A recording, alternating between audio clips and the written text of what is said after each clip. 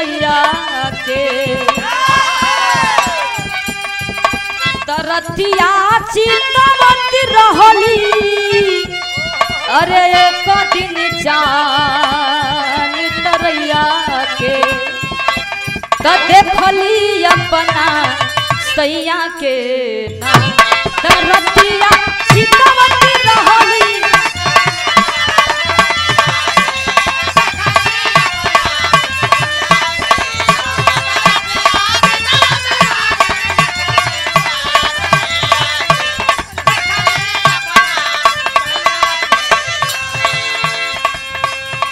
फिर तो पंख लगा पुरवा के बजरा खाड़ी हो गई लंगड़ा के फिर तो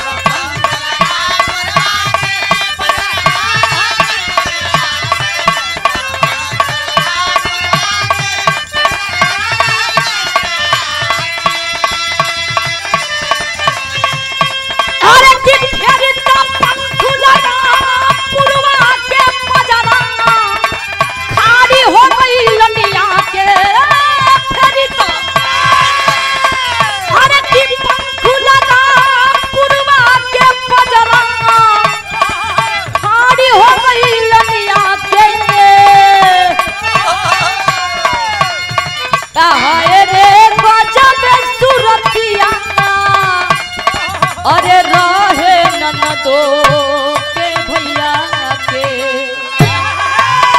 अरे की हाय रे गजब सूरतिया अरे की रहे ननदो के भैया के अरे तब देखली अपना सैया के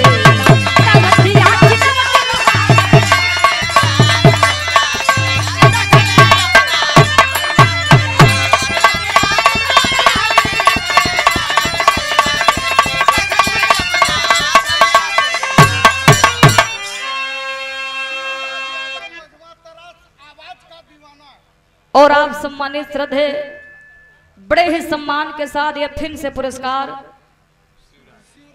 शिवराज यादव मझवा तराज के धरती से आवाज के दीवाना आवाज का दीवाना हो हमारे बड़का भैया ये सादर 101 रुपया देकर सम्मानित किया गया बहुत बहुत दिल से धन्यवाद। और ये छोटे लाल यादव मझवा तराज के धरती से हमारे बड़े चाचा जी के तरफ से सादर 101 रुपया देकर सम्मानित किया गया बहुत बहुत प्रणाम।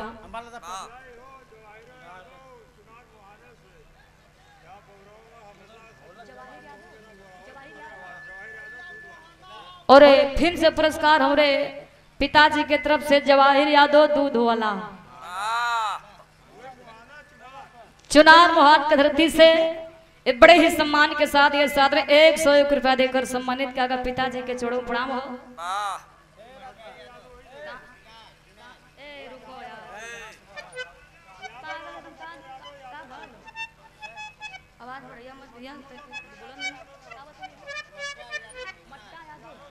और मट्टा यादव नगर के धरती से ये बड़े ही सम्मान के साथ ये सादर 101 रुपया देकर सम्मानित किया गया बहुत बहुत प्रणाम।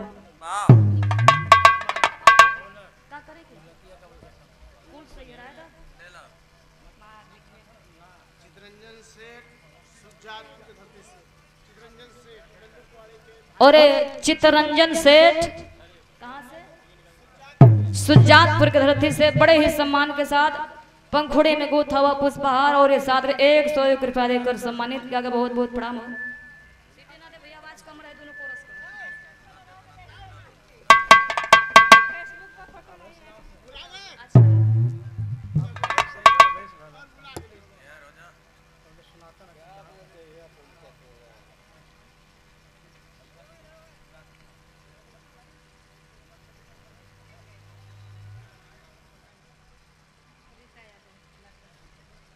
और बड़े ही सम्मान के साथ ये फिर से पुरस्कार रीता यादव ब्लॉक प्रमुख आदरणीय सम्मानित पूजनीय ये आपकी ओर से फिर से पुरस्कार पंखुड़े में गुथा हुआ पुष्पहार और ये सादर 201 रुपया देकर सम्मानित किया गया बहुत बहुत प्रणाम हो।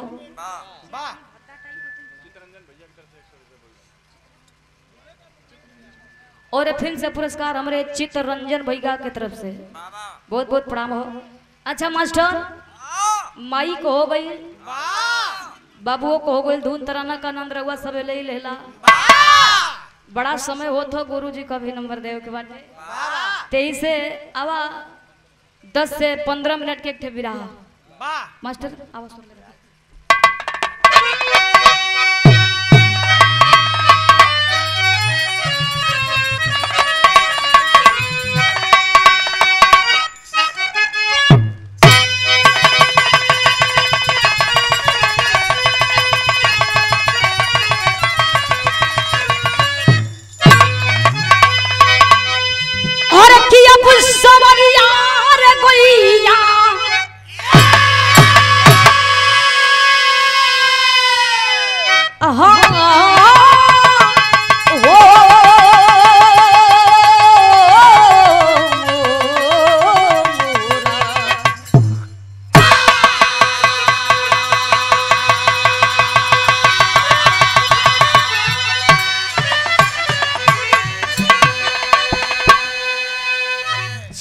भूमिका के अंदर कवि जी बड़ा सुंदर भाव लिखा था मास्टर।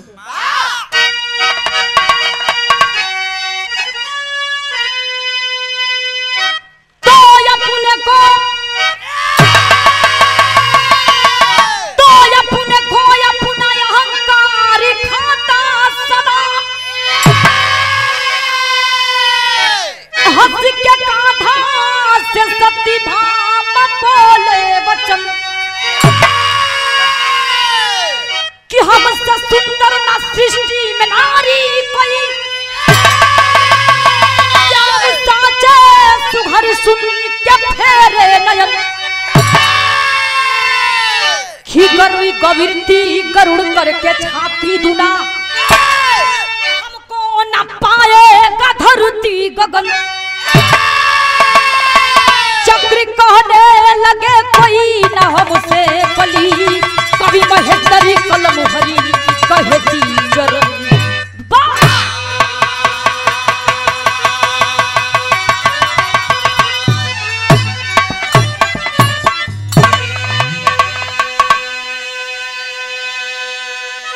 एक लाइन मास्टर बिरहा के अंदर कव्वाली का अंदाज है थोड़ा।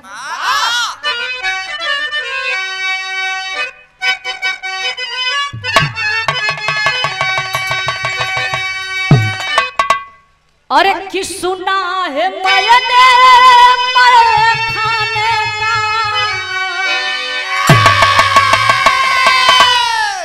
अरे कि सुना है मैंने मैं खाने का, अरे कि नाम बदलने वाला है,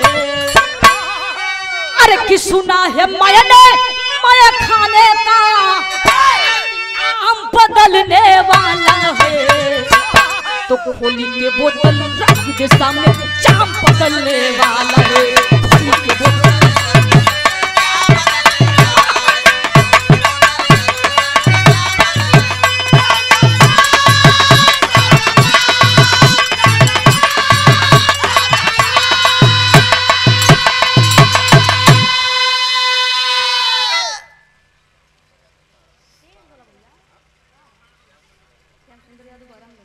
और बड़े ही सम्मान के साथ श्याम सुंदर यादव जी बहरामगंज के धरती से इस सादर 101 रुपया देकर सम्मानित किया गया। बहुत बहुत प्रणाम हो।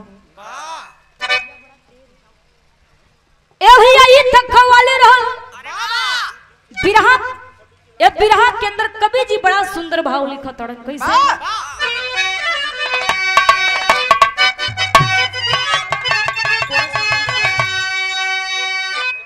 भैया हेलो ए ऑपरेटर भैया तो नहीं हेरो दिया मालिक आई थोड़ा कोरस का आवाज हल्का हल्का कम कर। बहुत ज्यादा हो सिटी लगत है वो तो का खरी। एक बड़े ही सम्मान के साथ आप सम्मानित श्रद्धेय पप्पू यादव जलालपुर की धरती से इस सादर 121 रुपया देकर सम्मानित का बहुत बहुत प्रणाम। हेलो मार बेसर डाल देला भैया वाह टेबल डाल बेच के निकाला। अरे किस समय से पहले भाग्य से ज्यादा, अरे किस समय से पहले भाग्य से ज्यादा, अरे कि कुछ ना मिटने वाला है तो अहंकार है जिसके अंदर एक दिन टूटने वाला है।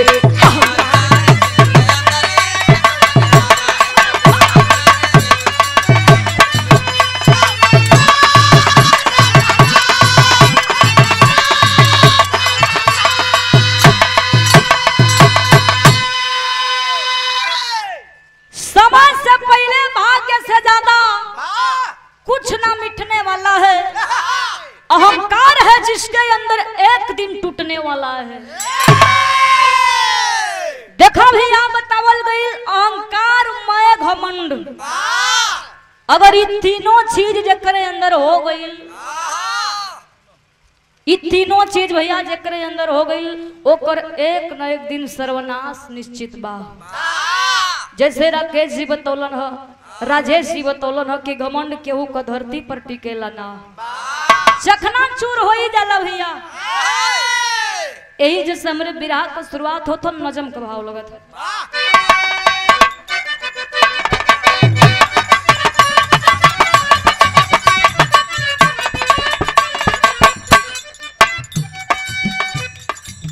करम से रंभो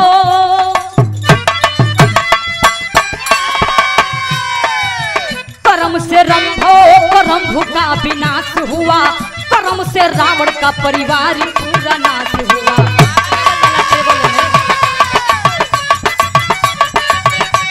थोड़ा पतला समय से कंस को, समय से कंस को जब कृष्ण जी सहोरी है, समय सुल्तान को चौहान बान मोरी है।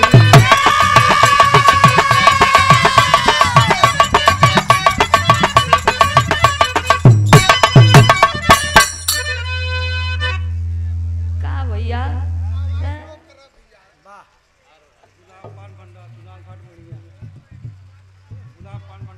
और गुलाब पाल भंडार चुनार घाट मड़िया के धरती से ये बड़े ही सम्मान के साथ हमारे बड़े भैया जी के तरफ से सादर 101 रुपया देकर सम्मानित किया गया। बहुत बहुत प्रणाम है। और लल्लू यादव जी बहरामगंज के धरती से ये सादर 101 रुपया देकर सम्मानित किया गया। बहुत बहुत प्रणाम।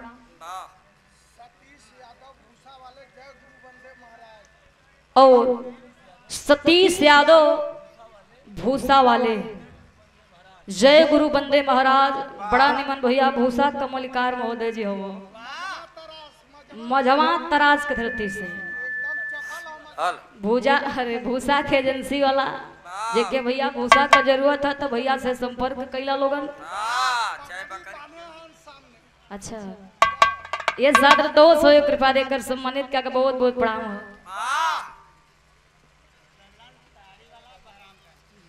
और लल्लन ताड़ी वाला बहरामगंज के धरती से जेके भैया ताड़ी का जरूरत है चचा से संपर्क करा लोगन। तो के हम थोड़ी कहत है भैया लोग के हम कहती ना। अच्छा भैया लोग जरा है विराह पर गौर करा लोगन। द्वारकाधीश भगवान श्री कृष्ण कन्हैया जी के दूठे मेहरारू रहली। दूठे पहली पत्नी का नाम बतावल गई सत्यभामा, दूसर की पत्नी का नाम बतावल गई रुक्मिणी। समय बीतत बा, धीरे धीरे धीरे धीरे कुछ दिन बीत गई।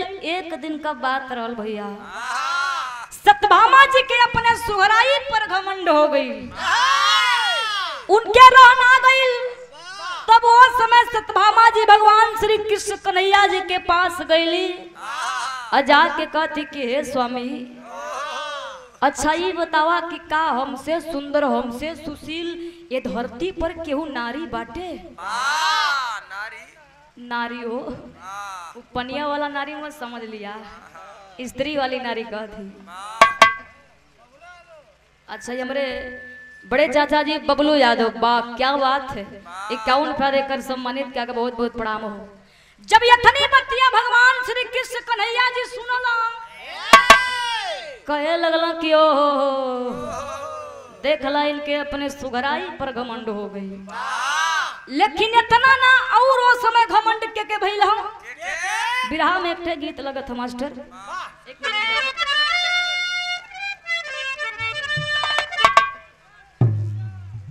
हेलो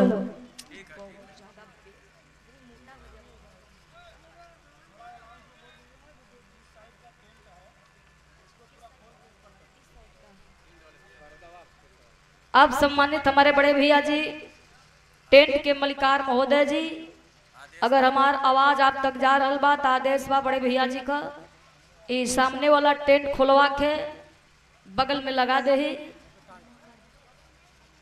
अच्छा टेंट हटा के भैया थोड़ा ऊपर कर दी, पर्दावा जो न हो पर्दावा भैया कैसे बड़ा दिक्कत में परेशानी हो तो हवा ना लगत क्या बात। और इस कार्यक्रम के मलिकार महोदय जी आप सम्मानित श्रद्धेय हमारे बड़े भैया जी तेजू यादव, ये फिर से पुरस्कार ये सादर 501 रुपया देकर सम्मानित क्या, बहुत बहुत प्रणाम हो। आओ मास्टर।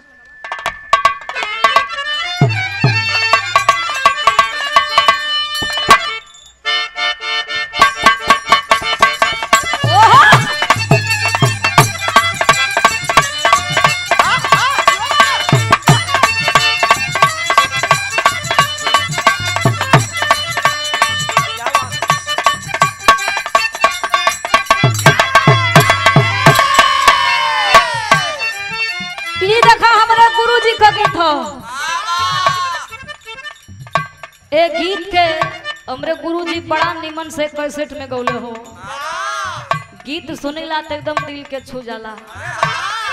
गुरुजी कैसे गौले हो कोशिश करत ही जा, गुरुजी मतिन गावे को कैसे गौले रहला। बट्टा बट्टा गोरी कटले 1000 कोई बू,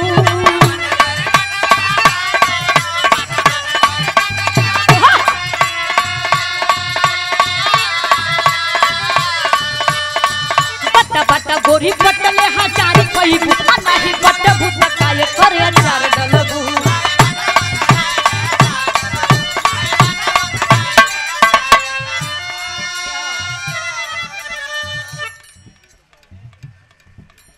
देख के दादा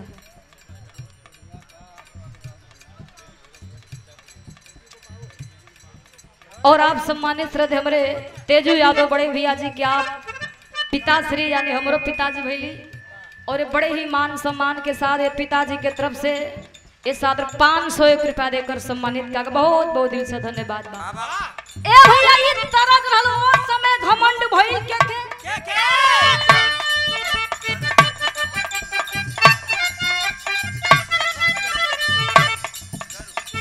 गरुड़ भगवान से बतिया बतावे लगले,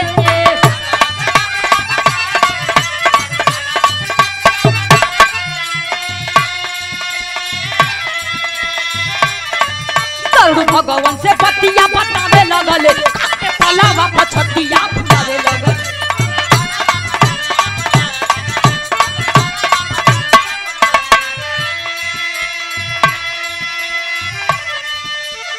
ओ समय घमंड भइल गरुड़ जी के, उन्हों के रहना गइल भैया वो हो गइल भगवान श्री कृष्ण कन्हैया जी के पास, जाके कहत हो कि हे प्रभु अच्छा हमसे ही बतावा कि का हमसे तेज चलवैया ए धरती पर केहू हो। हमके तना लगत बा कि हमसे तेज चलवैया ए धरती पर केहू होई। भगवान श्री कृष्ण कन्हैया जी सुनला कहल कि बा इनहू के घमंड हो गइल अपने चलाई पर, लेकिन एक जानी औरी रहलो उ रहे के तो कहले कन्हैया से चक्र गुणवान हो।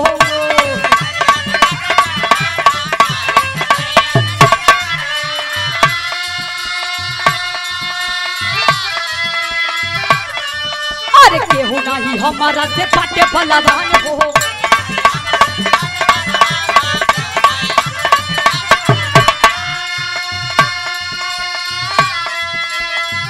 समझती न हूँ कया ही समझावे लगले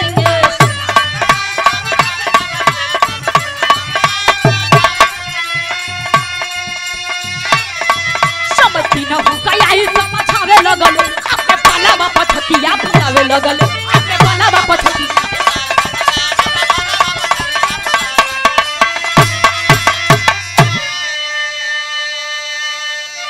और समय भैया सतभामा जी के सुघराई पर घमंड रहल, गरुड़ जी के चलाई पर घमंड रहल। अब बच गइल चक्र सुदर्शन जी, उनहु के रहना गई हो गइल भगवान श्री कृष्ण कन्हैया जी के पास जाके कहत हो कि हे प्रभु अच्छा ये बतावा जा हमारे काटे का काम रहला तो आप हमरा के भेजिला तो का हमसे बलवान हमसे वीर हमसे योद्धा ये धरती पर केहू बा?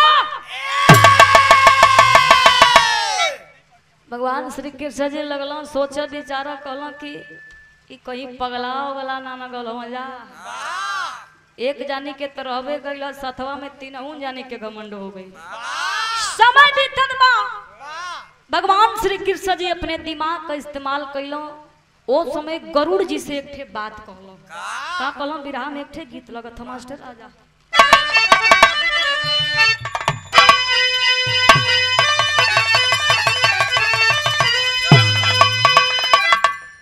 एक गीत के स्वर्गीय रामदेव गुरु जी अपने जवानी के आलम में एक गीत के बड़ा लहा के गा के चल गइल तो हम गावा गा के चला कहा अरे यार घरे चल जी के और कहा चला हम जानी कहियोरी का बात करत हो कैसे गावे कैसे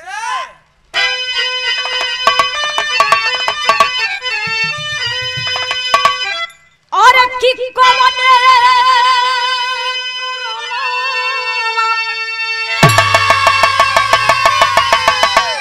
और की कोने करनवा और किसार भागे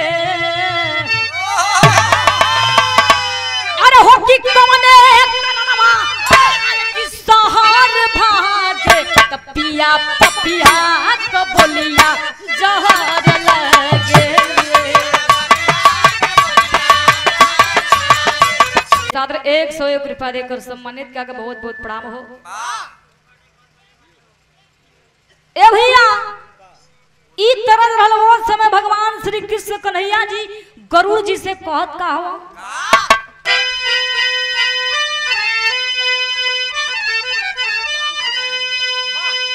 अरे की गरुड़ जी से कान्हा अरे हो की गरुड़ जी से कान्हा अरे की कहा न लागे तके दली पनामा से कॉपी के ले आवा जाके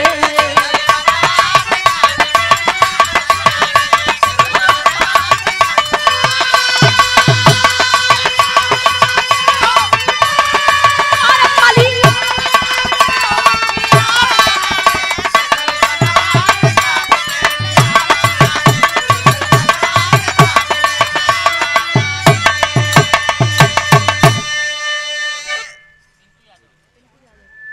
और आप सम्मानित हमारे बड़े भैया जी पिंटू यादव हमारे बड़का भैया की ओर से छात्र 101 रुपया देकर सम्मानित किया बहुत बहुत प्रणाम हो।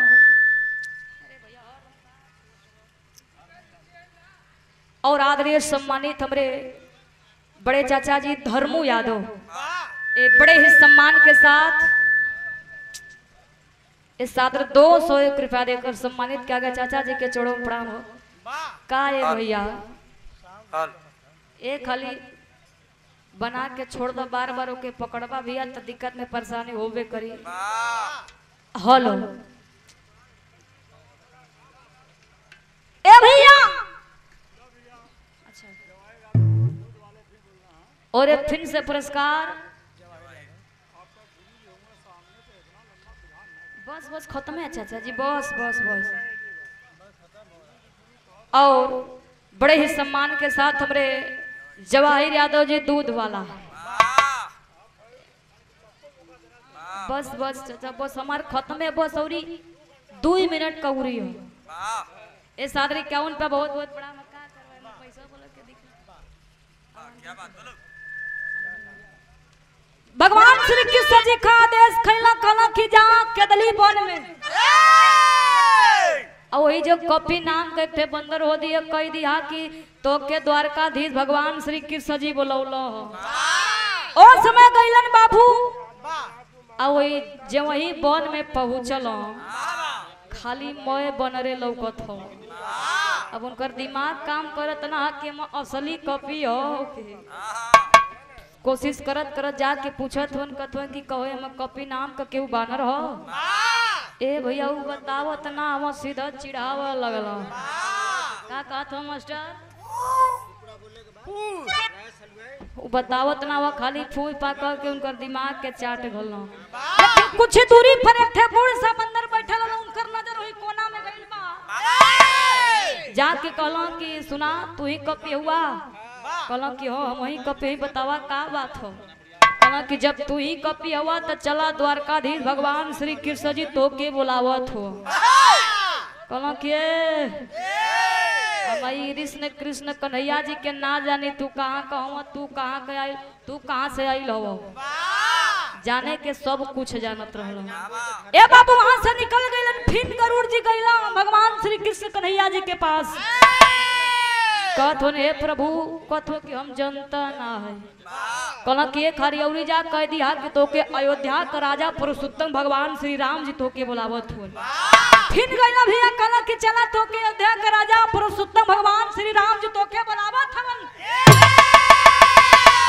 कहला कि हमार प्रभु भगवान श्री राम जी का आदेश भई तो हम जरूर जाई कहला कि तू चला हम आवत थी कहला कि देखा तुहार पुरनिया का शरीर हो गल हमरे पीठी पर आई कन्ना पर बैठा तुरंत झट दे छोड़ दे कहला कि बोले हमारा पुरनिया का शरीर है मालिक लेकिन अंदर से हड्डी मजबूत हो तू चला हम आवत नहीं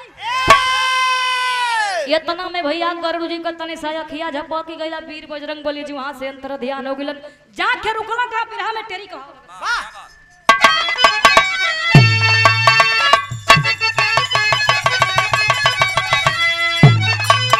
अरे कि कपिराई जा दुआरी पर भैया कपिराई जा दुआरी पर खड़े अरे तब मिल है रामचंद्र जी संग में सीता माई हो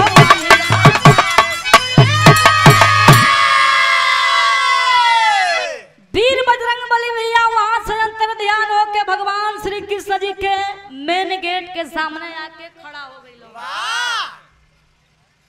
तब वो समय भैया जे चक्र सुदर्शन जी रह जे अपने बले पर घमंड रहो भगवान श्री कृष्ण कन्हैया जी उनके मेने गेट पर पहरेदार बना के बैठौले रहो कहला कि जबले हम कहब ना तबले केहू अंदर ना चाहिए अब भैया वीर बजरंग बली अपन का करत होन गदा वदा लेके मारे अपन भाजत जात हो तोले चक्र सुदर्शन जी कथो कि खबरदार होई जे ठड़ा रहा ई प्रभु का आदेश जबले कहिया ना तबले केहू अंदर ना जाए के चाहिए वाह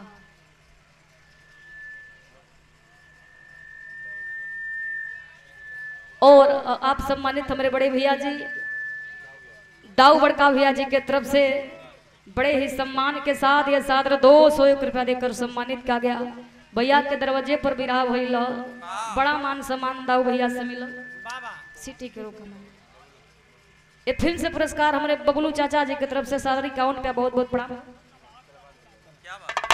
कल की देखा तू केतनो ना कदरेर के मर जा हमरे प्रभु जी का आदेश हो तो हम जरूर जाइए कथो कि सुना ज्यादा चलाक बना मत वीर बजरंग बली जी कथो कि देखा तोरा के हम इज्जत से समझावत ही मान जा न तहाई देखा हुआ गादा ना मारत ही गादा से ही आधा हो जीवा अब कहला कि केतनो तू गादा आधा करो हम तो के अंदर त जाए नहीं दे ए भैया चक्र सुदर्शन जी नाम मल्ला त का काम कोइला वीर बजरंग बली जी अपने मुंह में दबा के संगवा ले ले गइलो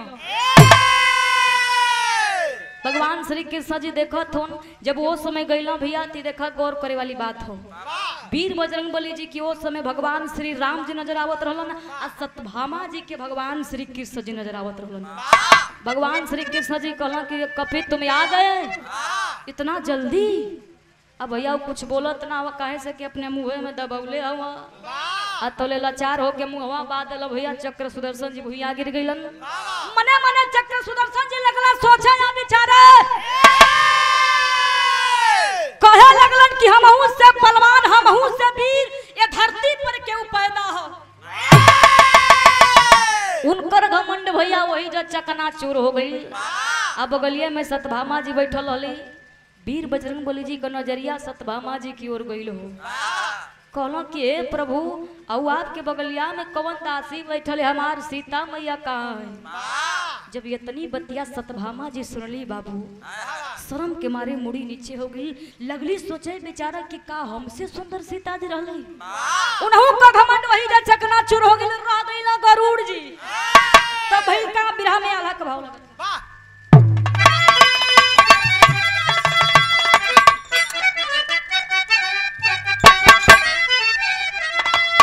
अरे कि केहू कहे घमंड नाही रहल दुनिया में बाबू।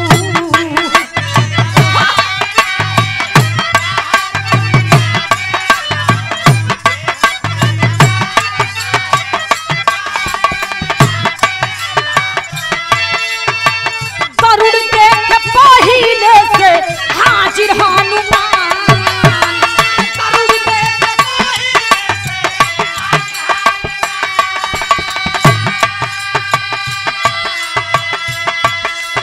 सतभामा के दासी हो तवले बजरंगी बाबू।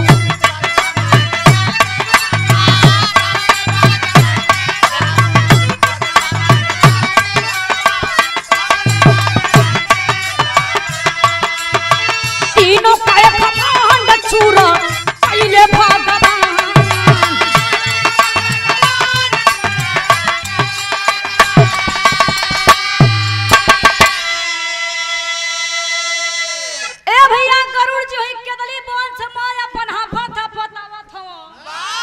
लेकिन उनकर सीना कमजोर होत ना हो, वही ताल पर चलत हो। मारे अपन सीना फुलावत जात हो कहत कि हमसे तेज चलवैया धरती पर केहू बटले ना बा। गइला भगवान श्री कृष्ण जी के पास आ जाके कहत हो कि हे प्रभु बड़ा प्रयास कइल है लेकिन वो आवे के तैयार होतला कहतला कि तू चला हम आवत। पता न कहाँ वरे अटकल हो, देखा उनकरा से पहले यहाँ के हाजिर हो गईली। आयथना में भैया वीर बजरंगबली जी आए के गरुड़ जी के समनवा खड़ा हो गइलो। कहला कि प्रभु बड़ा लेट भइल, बड़ा विलम्ब भइल, अब हम चलत। गरुड़ जी जब इतनी गरुड़ जी वीर बजरंगबली जी के देखल अब उनकर मुंह न बवा गइल भैया, आँख लगल उनकर फरक। कहला कि अरे ई कब कया के हाजिर हो गल हो, कथन बड़ा लेट भइल, बड़ा विलम्ब भइल।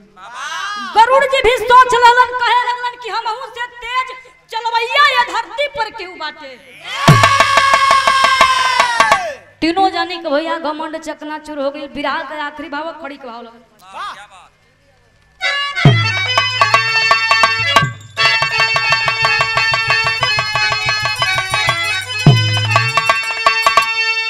अरे कि अहंकार में बड़ जमली के ठे।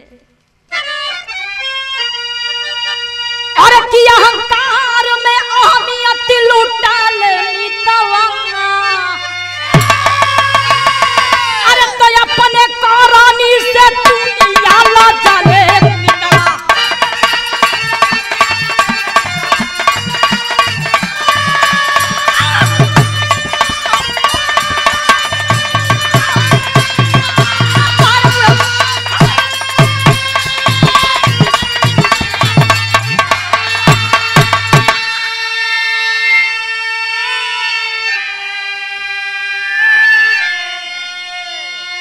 केहू के घमंड नाही रहल संसार में। अरे कि मनवा लगाला पंचो राम करतार में।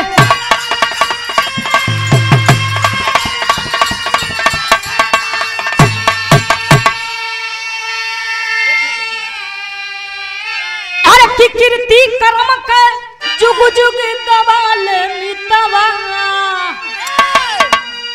अपने करनी से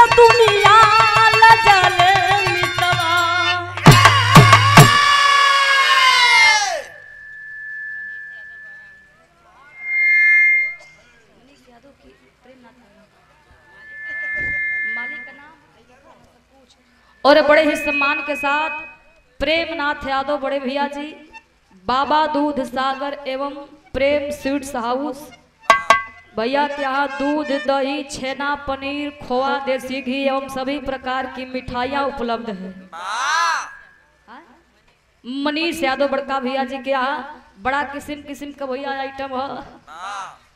आपकी ओर से सादर 101 रुपया देकर सम्मानित का बहुत बहुत प्रणाम हो।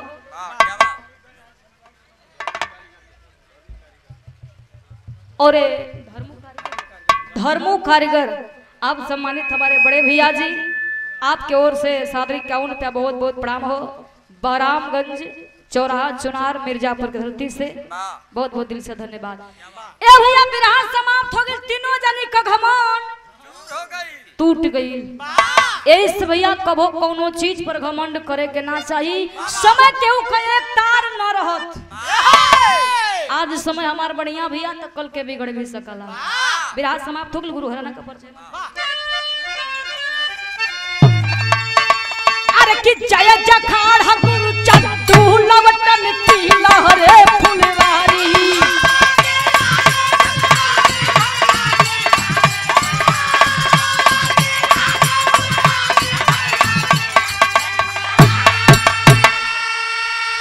अरे कि स्वर्ग बसे श्री नारायण राम उधार की तैयारी।